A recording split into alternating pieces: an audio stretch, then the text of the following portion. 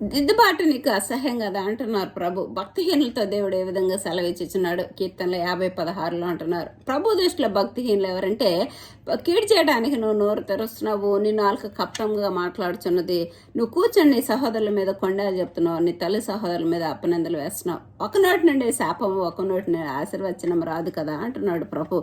ఇతరులని నా నోటి మాట వలన ఇతరులకి దుఃఖాన్ని కానీ కలిగి చేస్తా అంటున్నాడు. అసలు నా కట్టడం వివరించడానికి నీకేం పని? నీ నోట నా మాటలు ఎందుకు వసిస్తున్నావు అంటున్నారు ప్రభు.